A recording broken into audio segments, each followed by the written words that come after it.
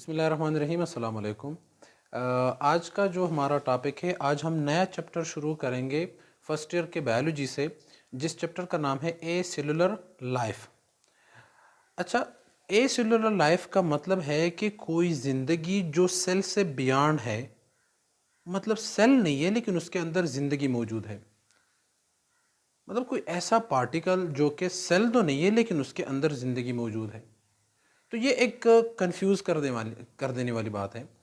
जिस तरह हमने पिछले लेक्चर में, जिससे हमने पहला लेक्चर चैप्टर शुरू किया था सेल, तो उसमें हमने ये बात बताई थी आप लोगों को कि जो लिविंग ऑर्गेनिज्म होते हैं वो सारे के सारे सेल से बने हुए होते हैं। ठीक है, cell is the structural and functional unit of any living organism. जितने भी जानदार है हमारे इर्द गिर्द मौजूद है, चाहे वो प्लांट है, एनिमल है, जो कुछ भी है, सारे के सारे सेल से बने हुए। लेकिन इधर एक बात और हमारे सामने आ जाती है कि सेल से बियॉन्ड भी कोई ज़िंदगी है। कोई ऐसी चीज़ जो कि सेल से नहीं बनी, जो कि कंप्लीट सेल भी नहीं है, छोटे छोटे से मॉलिक्यूल्स इकट्ठे होकर ज़िंदगी बना देते हैं। तो वो चीज़ें हम पढ़ेंगे। तो सेल का जो कंसेप्ट था वो पहले तो था ही नहीं।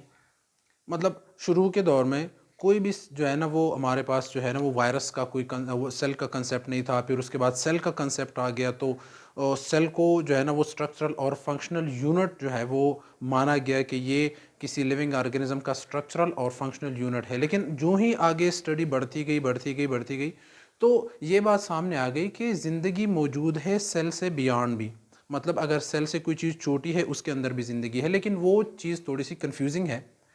तो इसी चैप्टर में हम इन चीज़ों के बारे में डिस्कस करेंगे कि कोई ऐसी चीज़ जो कि कंप्लीट सेल नहीं है लेकिन उसके अंदर ज़िंदगी मौजूद है, वो क्या चीज़ है? वो वायरस है। तो इस चैप्टर में हम वायरस के बारे में पढ़ेंगे, प्रियॉन्स के बारे में पढ़ेंगे, वायराइड्स के बारे में पढ़ेंगे, जो कि बहुत ही सिंपलेस्ट है लेकिन उसके अंदर ज़िंदगी मौजूद है। ठीक है, कुछ साइंटिस्ट जो है ना, मतलब कंफ्यूज है इस चीज़ के बारे में कि इसको हम ज़िंदा कह भी दें या ज़िंदा ना भी कहें। तो बाद में जाके उन्होंने डिसीजन कर लिया कि इसको बॉर्डर लाइन पे रख देते हैं। मतलब लिविंग एंड नॉन लिविंग के बॉर्डर लाइन पे इसको रखा गया, वायरस को।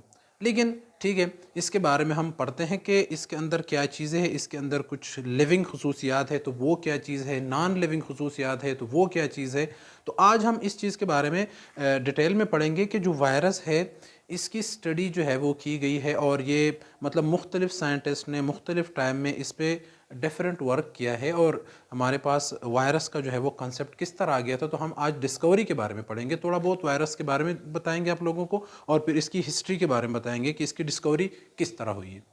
ठीक है, स्ट्रक्चर के बारे में हम इंशाल्लाह अगले लेक्चर में पढ़ेंगे। तो देखते हैं कि वायरस की डिस्कवरी, तो ये वायरस असल में है क्या चीज़? Simplest living entity. अच्छा, इधर एंटिटी का नाम यूज़ हुआ है, इधर ऑर्गेनिज्म नहीं बताया गया। मतलब इस वायरस को हम ऑर्गेनिज्म इसलिए नहीं कह सकते क्योंकि ऑर्गेनिज्म जो है वो सेल से बना हुआ होता है। ठीक है, अगर हम ऑर्गेनिज्म की, किसी ऑर्गेनिज्म की तारीफ़ करते हैं तो हम कहते हैं कि उसकी जो कंपोजिशन है वो सेल, मतलब सेल जो है वो इकट्ठे होकर किसी ऑर्गेनिज्म को बनाएंगे। लेकिन इधर जो है वो सेल तो है ही नहीं। मतलब पूरे का पूरा सेल भी नहीं है। मतलब कुछ पार्टिकल्स इकट्ठे हो गए और उन्होंने एक एंटिटी, एक चीज़ बनाई है जिसको हम वायरस कहते हैं। लेकिन इधर लिविंग एंटिटी का नाम दिया है। ठीक है, simplest, smallest and simplest living entity. मतलब बहुत ही ज़्यादा सिंपल है और बहुत ही ज़्यादा छोटी है, और इसको हम एंटिटी कहते हैं, ऑर्गेनिज्म नहीं कहते। अच्छा, स्मॉल नंबर ऑफ मैक्रोमॉलिक्यूल। अच्छा, अगर ये छोटा है तो ये किस चीज़ से बना हुआ है? मैक्रोमॉलिक्यूल। मॉलिक्यूल्स जो है वो बायोमॉलिक्यूल का चैप्टर है, उसमें मॉलिक्यूल्स के बारे में जो है जिक्र है कि कुछ मॉलिक्यूल जो हमारे पास है वो मैक्रो है, कुछ हमारे पास माइक्रो है। तो ये बड़े मॉलिक्यूल है, जिस तरह के न्यूक्लिक एसिड और प्रोटीन। अच्छा, वायरस की कंपोजिशन क्या है? दो चीज़ों से बना हुआ है, एक न्यूक्लिक एसिड है और एक प्रोटीन है। अच्छा, न्यूक्लिक एसिड जो है वो दो तरह के होते हैं। एक आरएनए होता है, राइबोन्यूक्लिक एसिड, और एक डीएनए होता है जो कि डीऑक्सी राइबोन्यूक्लिक एसिड होता है। तो वायरस में या तो आरएनए होगा या डीएनए होगा। ये बात आप याद रखें कि दोनों नहीं होंगे। किसी वायरस में आरएनए और डीएनए दोनों नहीं पाया जाएगा। या तो उसके अंदर आरएनए होगा या उसके अंदर डीएनए होगा। ठीक है। अच्छा, और उसके अंदर प्रोटीन होगा। ठीक है, प्रोटीन उसके अंदर मौजूद होगा, और प्रोटीन जो है वो कभी कभार आपको ग्लाइकोप्रोटीन की शक्ल में नज़र आएगा, ठीक है, जिसमें कार्बोहाइड्रेट्स और प्रोटीन होते हैं, मतलब उसमें ग्लूकोज भी होगा, ठीक है, कार्बोहाइड्रेट्स भी पाया जाएगा, और लिपोप्रोटीन की शक्ल में, जो कि प्रोटीन होगा वो लिपोप्रोटीन, लिपिड्स और प्रोटीन की कम्बिनेशन होगी, ठीक है। तो इसके अंदर क्या चीज़ें हैं? दो चीज़ें हैं, प्रोटीन है और न्यूक्लिक एसिड है। न्यूक्लिक एसिड या तो आरएनए और या डीएनए। अच्छा, इसके अंदर प्रोटीन है, तो प्रोटीन में के साथ साथ मतलब इसके अंदर या तो ये जो प्रोटीन है ये ग्लाइकोप्रोटीन की शक्ल में पाया जाएगा या लिपोप्रोटीन की शक्ल में पाया जाएगा। ये आगे जाके जब हम वायरस के स्ट्रक्चर को पढ़ेंगे तो आपको डिटेल में समझ आ जाएगी कि इसका स्ट्रक्चर किस तरह बना हुआ है, लेकिन आज इतना ही याद रखें कि ये न्यूक्लिक एसिड और प्रोटीन से बना हुआ है, ठीक है। अच्छा, ये एक ओब्लिगेट पार्टिकल है। अच्छा, ओब्लिगेट पार्टिकल का क्या मतलब है? ओब्लिगेट पार्टिकल का मतलब ये है कि ये होस्ट पे डिपेंड करता है, ये पैरासाइट है। मतलब अगर इसको होस्ट, होस्ट का मतलब है मेज़बान, अगर ये किसी मीडियम में पड़ा हुआ होगा, किसी होस्ट में पड़ा हुआ होगा, तो ये एक्टिविटी शो करेगा, ये लिविंग ऑर्गेनिज्म की तरह एक्टिविटी शो करेगा। लेकिन जो ही इसको होस्ट से निकाल देते हैं, साइड पे रख देते हैं, तो ये फिर एक्टिविटी नहीं शो करेगा, सालों तक पड़ा रहेगा, कोई एक्टिविटी शो नहीं करेगा। तो इसका मतलब ये हो गया कि ये डिपेंड करता है होस्ट पे। जब ये होस्ट के अंदर होगा तो ये रिप्रोडक्शन भी करेगा, मतलब जो लिविंग इसकी जो खसूसियात है वो शो करेगा सिर्फ होस्ट के अंदर। और ये भी देखें कि इसका होस्ट भी जो है ना वो स्पेसिफिक होता है, मतलब हर वायरस का होस्ट स्पेसिफिक होता है। कुछ वायरस प्लांट पे अटैक करते हैं, कुछ का होस्ट जो है वो एनिमल होते हैं, कुछ का होस्ट जो है वो प्लांट्स होते हैं, ठीक है।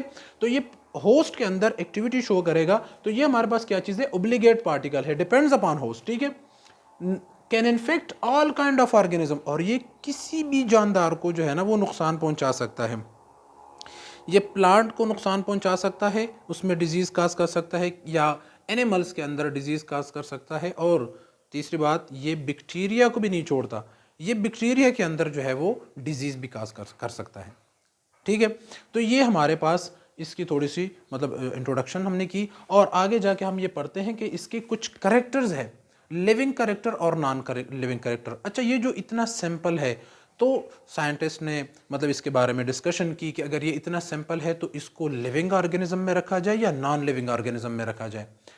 अब अगर इसको लिविंग ऑर्गेनिज्म में रखते हैं तो कुछ जो इसकी नॉन लिविंग खसूसियात है, तो उसकी बिना पे फिर सवाल उठता है कि ये तो नॉन लिविंग है, ये क्रिस्टल फॉर्म में पाया जा सकता है, तो मतलब फिर तो मतलब इसके ऊपर सवाल खड़ा हो सकता है कि ये नॉन लिविंग है, आपने इसको क्यों जो है ना वो किसी लिविंग किंगडम में डाल दिया, या किसी, जिस तरह हमने कहते हैं ना कि 5 किंगडम्स है, जिस तरह के Monera, Protista, fungi, animalia, Plantae वगैरह, इस तरह ना।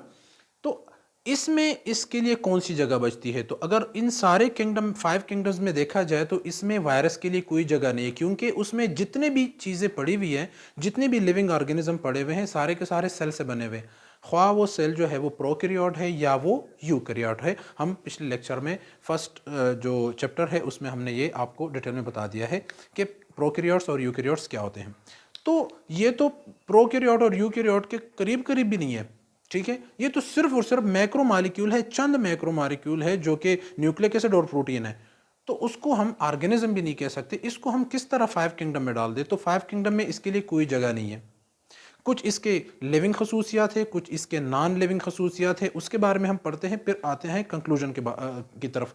लिविंग करेक्टर इसके अंदर क्या है कि इसके अंदर डीएनए पाया जाता है या आरएनए पाया जाता है। आरएनए और डीएनए ऐसी चीज़ है जो कि सिर्फ और सिर्फ लिविंग ऑर्गेनिज्म के अंदर पाई जाती है।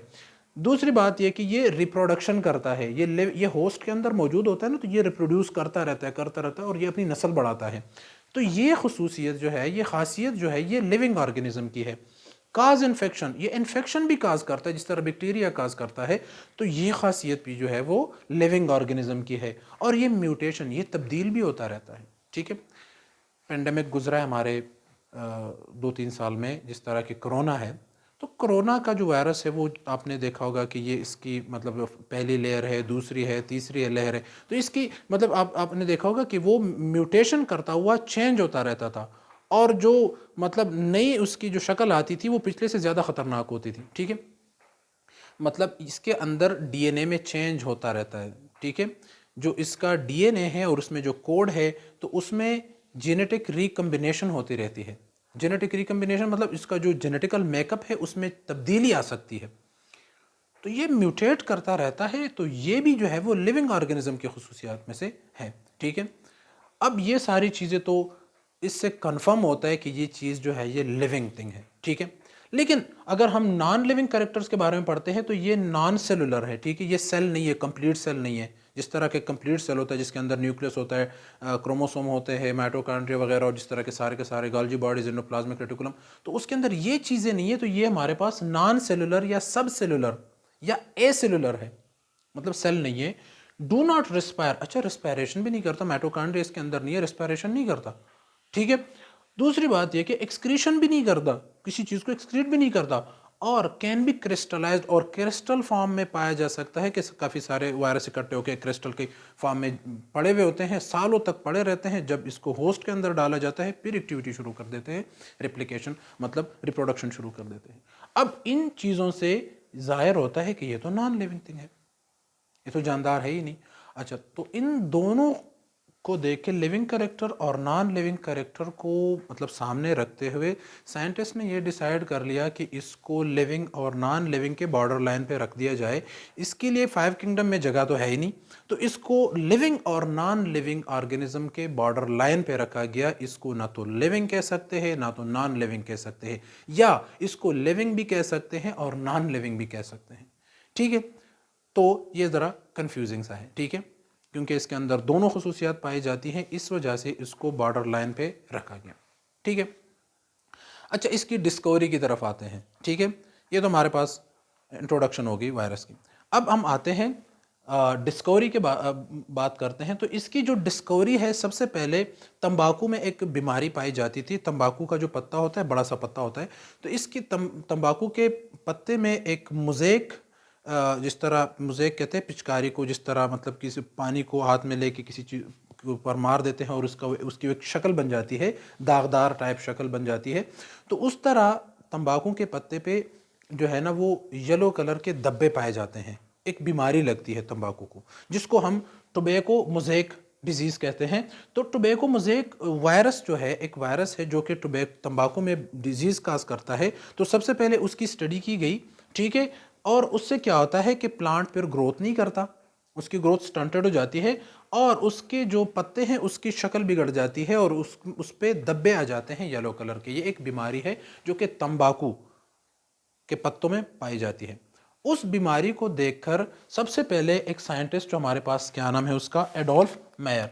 ठीक है, एडोल्फ मेयर हमारे पास एक साइंटिस्ट है जिसने क्या किया कि इसको सबसे पहले स्टडी किया। ये जर्मन साइंटिस्ट है, जर्मनी का है, मतलब जर्मनी का था। 1838 में इसने इसकी डिस्कवरी की थी। Discovered virus can be transmitted, मतलब क्या करता है कि वायरस ट्रांसमिट हो सकता है, डिजीज फ्रॉम, ट्रांसमिट करता है disease from plant to plant, कि ये जो वायरस है ये एक प्लांट से दूसरे प्लांट में डिजीज काज कर सकता है। अच्छा, उस टाइम वायरस का कोई कंसेप्ट नहीं था, लेकिन सबसे पहले जो तंबाकू के पत्ते का जो है ना उसने स्टडी कर लिया। उसने क्या किया कि अब वो कंफ्यूज था कि इसके अंदर ऐसी क्या चीज़ है जो कि तंबाकू को बीमारी काज करता है। तो उसने उसकी माइक्रोस्कोपिक स्टडी की। ठीक है, तो उस टाइम माइक्रोस्कोप इतना एडवांस था ही नहीं। ठीक है, तो उसने देखा कि उसमें कोई भी चीज़ नज़र नहीं आ रही, लेकिन फिर भी तंबाकू के अंदर बीमारी है। उसने क्या किया कि तंबाकू के पत्ते को लिया और उसका सेप निकाल दिया, रस निकाल दिया। अब वही रस जो है उसने दूसरे पत्ते पे डाल दिया, उसी पत्ते में फिर वही इन्फेक्शन शुरू हो गया। ठीक है, तो इसका मतलब है कि कोई चीज़ है जो कि तंबाकू के एक पत्ते से दूसरे पत्ते में डिजीज़ को ट्रांसफ़र कर रहा है, लेकिन पता नहीं कि वो क्या चीज़ है। ठीक है, bye rubbing shape extracted from diseased plant, जिस प्लांट में डिजीज़ है, बीमारी है, उसके पत्तों को अगर रगड़ा जाए किसी मतलब दूसरे प्लांट के साथ, या उसका सेप निकाल दिया जाए, रस निकाल दिया जाए और उसको दूसरे प्लांट के ऊपर डाल दिया जाए, तो उसके अंदर बीमारी जो है ना वो फैल जाती है। तो इसका मतलब है कि कोई चीज़ है जो कि बीमारी को ट्रांसफ़र कर रहा है। ठीक है, बाय अनयूजुअल बैक्टीरिया। अच्छा, उसने फिर ये कहा कि ये एक बैक्टीरिया तो है जो कि नज़र नहीं आ रहा, अनयूजुअल बैक्टीरिया है। ठीक है, क्योंकि उस टाइम बैक्टीरिया का कंसेप्ट तो था लेकिन वायरस का कोई कंसेप्ट नहीं था। तो उसने कहा कि यार ये तो मतलब कोई अनयूजुअल बैक्टीरिया है जो कि इस तरह का काम कर रहा है, क्योंकि जो कि माइक्रोस्कोप के अंदर देखा नहीं जा सकता, इसको एक अनयूजुअल बैक्टीरिया है। ठीक है, अच्छा उसके बाद फिर एवानोस्की आ गया। जो कि रशियन बायोलॉजिस्ट है, उसने क्या किया कि bacteria were small enough to pass through filter paper, porcelain filter उसने लिया और क्या किया कि एक तंबाकू का पत्ता लिया जिस पे बीमारी फैली हुई थी, जिसमें उसका रस निकाल दिया और उसको फिर फिल्टर पेपर से जो है ना वो पास कर दिया, पोर्सलिन जो हमारे पास फिल्टर है जिसमें से बैक्टीरिया नहीं पास हो सकता, ठीक है। मगर अगर आप उसमें से बैक्टीरिया गुजारना चाहे तो वो उसके अंदर इतने स्मॉल पोर्स होते हैं कि उससे बैक्टीरिया नहीं गुजर सकता। तो उसने वो सेप फिल्टर कर लिया और फिल्टर होने के बाद जो हमारे पास रस आ गया फिल्टर जो था, वही रस फिर क्या किया कि उसने दूसरे पत्ते पर डाल दिया, बीमारी फिर फैल गई। मतलब उस प्लांट को भी जो है ना वो बीमारी फैल गई। तो इसका मतलब था कि कोई चीज़ है जो कि फिल्टर पेपर से भी आगे पास हो गया। ये किस तरह का बैक्टीरिया है जो कि फिल्टर पेपर से भी क्रॉस हो गया। तो इसने क्या किया, ये क्या किया इसने, so it produce toxin which make infection. तो उसके जहन में ख्याल आ गया कि चलो बैक्टीरिया तो नहीं पास हो सकता, लेकिन शायद ये बैक्टीरिया का कोई केमिकल है, कोई एक्सक्रीशन है जिसको टॉक्सिन का नाम दिया, जो कि जहरीला मवाद है, जो उसने मतलब ये जो हमने फ़िल्टर कर लिया, लेकिन बैक्टीरिया फ़िल्टर तो नहीं हुआ, लेकिन बैक्टीरिया का क्या फ़िल्टर हो गया, टॉक्सिन जो है ना वो फ़िल्टर हो गया और उसी टॉक्सिन ने आगे जाके दूसरे पत्ते में डिजीज़ काज की, मतलब उसमें भी बीमारी फैलाई। क्योंकि उस टाइम इतना आइडिया तो था ही नहीं कि वायरस भी कोई चीज़ हो सकती है, ठीक है। तो उसने क्या नतीजा निकाला कि ये बैक्टीरिया का टॉक्सिन है जो कि उसने बीमारी फैलाई दूसरे प्लांट में, ठीक है। अच्छा, उसके बाद फिर मार्टिनस बेजरिंग आ गया जो कि डच बॉटनिस्ट है। उसने क्या किया कि infectious agent can replicate in the host. अच्छा, उसने फिर क्या किया कि उसने कहा कि चलो अगर ये टॉक्सिन है, ठीक है, सबसे पहले एडोल्फ मेयर ने कहा कि ये एक अनयूजुअल बैक्टीरिया है।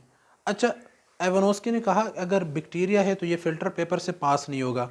फ़िल्टर पेपर से सेब गुजार दिया गया, जूस गुजार दिया गया और उसी जूस को दूसरे पत्ते पे डाल दिया गया, पत्ते में बीमारी फैल गई। तो एवानोस्की ने कहा कि ये बैक्टीरिया का टॉक्सिन है, बैक्टीरिया नहीं है। तो अब ये जो टॉक्सिन है ये फिल्टर पेपर से पास तो हो सकता है, लेकिन ये फिर फैल नहीं सकता, रिप्रोड्यूस नहीं कर सकता, रिप्लिकेट नहीं कर सकता, ठीक है। तो इसने फिर क्या किया, जो कि मार्टिनस बेजरिंग है, उसने फिर क्या किया कि एक जो है ना वो पत्ते से जूस निकाल दिया। अब उस जूस को डाल दिया एक पत्ते के ऊपर, उस पत्ते के अंदर बीमारी फैल गई, फिर उससे जूस निकाल दिया, फिर उसको अगले पे लगा दिया, फिर इस तरह करते करते करते एक प्लांट से दूसरे में, फिर तीसरे में, फिर चौथे में, फिर पांचवें में, और इस तरह जूस निकालते हुए अगले अगले पे डालता गया। अब उसने ये चीज़ नोट की कि टॉक्सिन कम नहीं हो रहा। अब अगर ये टॉक्सिन है तो एक प्लांट में अगर टॉक्सिन है, उसको आप सेप निकाल दिया, दूसरे पत्ते पे डाल दिया, उसमें बीमारी फैल गई, फिर उसको निचोड़ के तीसरे पे डाल दिया। तो ऐसा होना चाहिए कि टॉक्सिन अगर है तो टॉक्सिन की क्वांटिटी कम होनी चाहिए, आगे जाते जाते टॉक्सिन की क्वांटिटी कम होते होते होते ख़त्म होनी चाहिए। लेकिन इसने जो ऑब्जर्व किया, ये उसने क्या ऑब्जर्व किया कि ये टॉक्सिन निकाल रहा है, दूसरे पे डाल रहा है, सेम अमाउंट में वही जो है ना वो ट्रांसफ़र हो रहा है, फिर उसी से निकाल रहा है, फिर अगले में डाल रहा है, अगले में डाल रहा है, और टॉक्सिन ख़त्म ही नहीं हो रहा। उसके जहन में ख्याल आ गया कि ये तो रिप्लिकेट हो रहा है, होस्ट के अंदर क्या कर रहा है, रिप्लिकेट कर रहा है। और अगर इसको ऐसे ही किसी मीडियम के ऊपर रख दिया जाए, मतलब विदाउट होस्ट रखा जाए, तो ये एक्टिविटी नहीं शो करता, लेकिन अगर इसको होस्ट मिलता है तो ये फैलता है, फिर होस्ट मिलता है, फिर फैलता है, और नंबर में ज़्यादा होता जाता है। तो ये फिर बात और भी ज़्यादा कंफ्यूजिंग आ गई, ठीक है। मार्टिनस बेजरिंग तो इसने क्या किया कि इन्फेक्शियस एजेंट जो है वो रिप्लिकेट कर रहा है होस्ट के अंदर, ठीक है। अब स्टैनली जो है ना उसने क्या किया, और यही पॉइंट था, इसी पॉइंट से आगे फिर पता चल गया कि कोई चीज़ है जो कि बैक्टीरिया नहीं है और ना उसका टॉक्सिन है, कोई लिविंग चीज़ है, कोई जानदार चीज़ है जो कि बहुत ही ज़्यादा छोटी है। तो वायरस का कंसेप्ट जो है ना वो जहन में आ गया। फिर उसके बाद स्टैनली ने जो है ना उसको क्रिस्टलाइज्ड कर दिया। 1935 में उसने क्या किया कि उसने वायरस को क्रिस्टलाइज किया, काफ़ी सारे क्रिस्टल्स को जो है ना उसने मतलब काफ़ी सारे वायरस को इकट्ठा करके उसको क्रिस्टलाइज्ड कर दिया, और क्रिस्टलाइज करने के बाद हमारे पास एक टेक्निक है क्रिस्टलोग्राफी, तो उसके ज़रिए हम पढ़ सकते हैं, उसके ज़रिए हम अंदाज़ा लगा सकते हैं कि इसके अंदर कौन कौन सी चीज़ें मौजूद है। तो तब जाके जब इसने क्रिस्टलाइज्ड कर लिया तो इसकी स्टडी के बाद हमारे पास जो है ना डिटेल आ गई कि ये तो प्रोटीन है और इसके अंदर कार्बो जो है ना प्रोटीन है और जो है ना जेनेटिक मटेरियल है, डीएनए या आरएनए मौजूद है। तो वायरस हमारे पास जो है ना वो कंसेप्ट क्लियर हो गया कि ये वायरस है, ठीक है। अब जो उसके बाद फिर आगे जाके इलेक्ट्रॉन माइक्रोस्कोप की डिस्कवरी होगी। तो इलेक्ट्रॉन माइक्रोस्कोप की डिस्कवरी होने के बाद फिर इंडिविजुअली एक एक वायरस को देखा गया कि ये वायरस और इसका स्ट्रक्चर क्या है। फिर काफ़ी सारे मुख्तलिफ़ किस्म के वायरसेस देखे गए और उन वायरसेस का अलग-अलग स्टडी कर लिया गया इलेक्ट्रॉन माइक्रोस्कोप के थ्रू। तो इसी तरह जो है ना वायरस जो है उसकी डिस्कवरी होगी। मतलब एक बंदे ने इसको डिस्कवर नहीं किया, एक बंदे ने एक तरह का काम किया, दूसरे बंदे ने दूसरी तरह, और इस तरह काम को आसान कराते कराते फिर लास्ट पे जाके इसकी स्टडी जो है ना वो कंप्लीट हो गई और वायरस का कंसेप्ट आ गया, ठीक है। तो ये था वायरस का जो है ना वायरस के बारे में कुछ इन्फॉर्मेशन और उसकी डिस्कवरी के बारे में और उसकी हिस्ट्री के बारे में कुछ डिटेल मैंने आप लोगों को बताई। आगे जाके हम वायरस के स्ट्रक्चर के बारे में पढ़ेंगे। आज का हमारा टॉपिक जो है वो यहीं पर ख़त्म होता है। थैंक यू, अल्लाह हाफिज़।